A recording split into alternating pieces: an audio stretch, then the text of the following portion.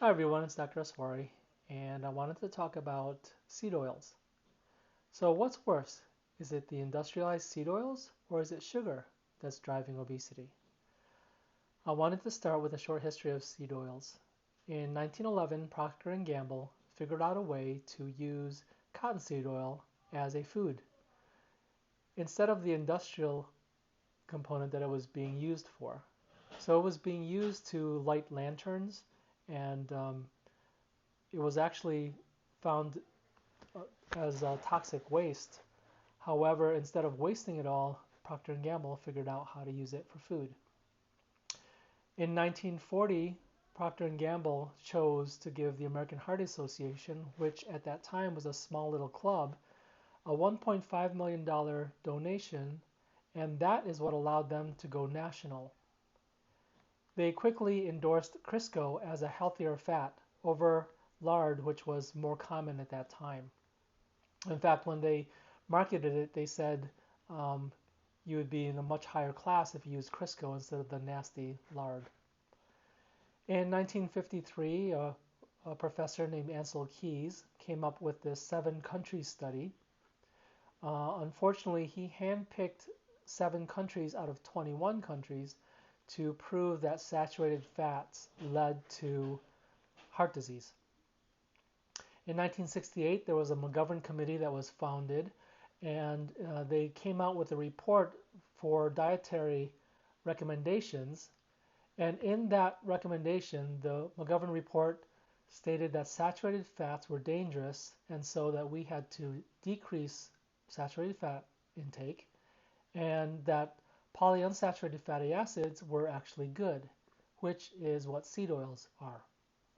And soon after that, things like sunflower oil, canola oil, corn oil, vegetable oil started to come onto the market.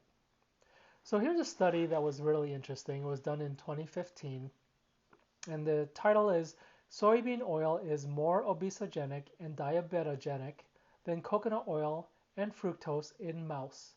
Potential role for the liver. So the mice were put into 4 groups. All diets had the same amount of calories, which is called isocaloric. They also had the same macros, so 39% fat, 17% protein, and 44% carbohydrates. The first group was a basic high-fat diet in which 36% of the fat was coconut oil. 4% of that was soybean oil because it had an essential fatty acid that the mice needed. The second group was the soybean oil high-fat diet, which was 21% coconut oil and 19% soybean oil. There was the fructose high-fat diet, which was the coconut oil plus 25% of the carbs was from fructose.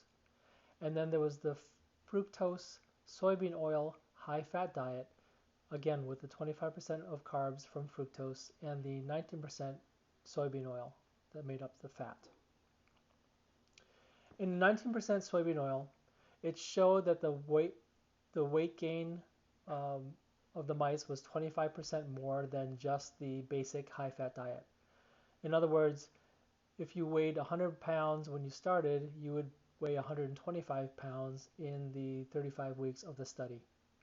It also showed that it made more fat tissue than just the coconut oil group. It induced diabetes, glucose intolerance, and insulin resistance in the mice. It caused fatty liver disease and hepatocyte ballooning, which was a marker for liver damage. And more worrisome was that it dysregulated 31 cancer genes. The genes that helped protect, it actually decreased their efficacy. The genes that made cancer worse, it actually upregulated them. So it's not the way we would want it to be.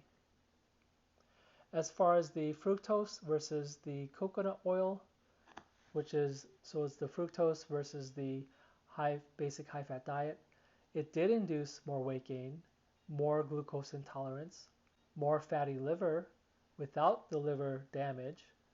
It induced more fat tissue as well, but it did not do it to the extent of soybean oil. So in this study, soybean oil was worse than fructose in producing metabolic syndrome. Fructose was worse than just coconut oil, however, not as bad as soybean oil.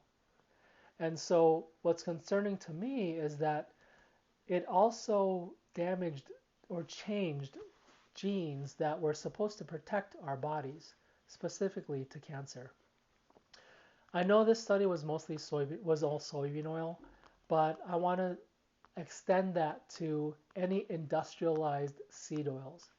If you find something that you can get fat out of, then that would be a healthy oil, such as coconut oil or olive oil, avocado oil. But if there is something like a soybean or corn, and you try to get fat out of that, it has to go through many processes to be able to get the oil. In those cases, the industrialized seed oils, you have to put it into very high heat. They usually add hexanes or chemicals to pull the oil out of it. They then have to put added other chemicals to get rid of the hexanes because that's poisonous to us. And every step of the way, it oxidizes or denatures or makes the oil dangerous for us to use.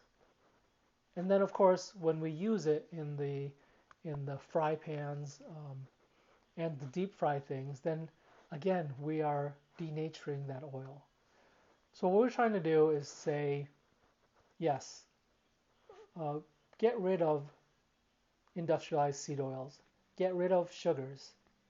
If you do that, you'll get rid of 75 to 80% of all processed foods. And what we want you to go to is real foods, foods that you have to actually prepare and cook, and that has its own natural fats as well. So I hope that this was helpful. I hope it gave you more information.